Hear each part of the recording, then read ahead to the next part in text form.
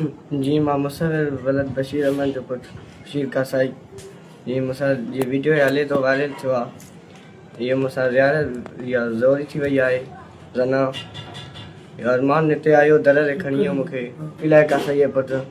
मां वियुमि त जॻह ताला बाला ॾिनऊं, वरी पुॻा ॿिया बि छोरा टे।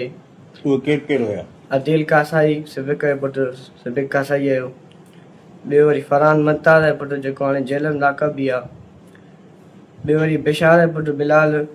हिननि मूंसां ज़ना कई अथऊं, पिस्टल जी धमकियूं ॾिनी अथऊं, पिस्टल रखिया बि अथऊं, मारियो बि अथऊं, ज़ना बि कई अथऊं। मूंखे इंसाफ़ खपे। तव्हां छा मुतालबो आहे? असांखे इंसाफ़ खपे। जेको आहे टई गिरफ़्तार थियनि, चारई जंहिं ज़ना कई आहे मूंसां चारई गिरफ़्तार थियनि। पिस्टल जूं धमकियूं ॾिनी अथऊं। अस्सलाम वालेकुम। मां बशीर अहमद मुसविर जो वालिद साहब आहियां।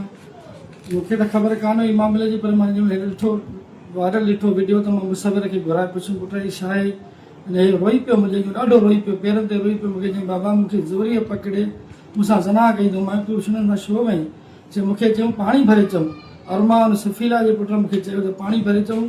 उते मूंखे जॻह में खणी हलियो। वरी अदील आयो सिबकतुल्ला जो पुटु, ऐं बिलाल आयो बिशार अहमद जो पुटु, ऐं ॿियो फरहान जेको हाणे हिन वक़्तु लाकअप में आहे। इहे चारई आया, मूंखे पिस्टल रखियऊं। मूंखे चयूं चुप करे सुम्ह, न त तोसां तोखे मार बि ॾींदासीं, तोखे मारींदासीं बि। पोइ मार बि चयो त मूंखे ॾाढी ॾिनी अथऊं, मार बि ॾाढी ॾिनी अथऊं, ऐं मूंसां ज़ना बि कई अथऊं।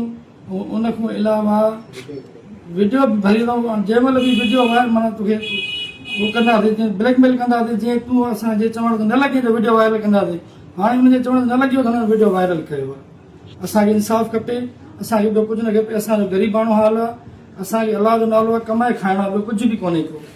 असां वटि अलाह पाक जो बसि शुकुर आहे अल्हम्दुलिल्लाह, जेको कमाईंदो खाईंदो बचा पालींदो आहे, ॿियो मूं वटि का शइ कोन्हे का। बसि हाणे मूंखे इंसाफ़ खपे। SP साहिब खे मां गुज़ारिश थो कयां, SHO बबल खे गुज़ारिश थो कयां, DIG सखर खे गुज़ारिश थो कयां त महिरबानी करे ग़रीब सां इंसाफ़ कयो वञे। वॾी महिरबानी।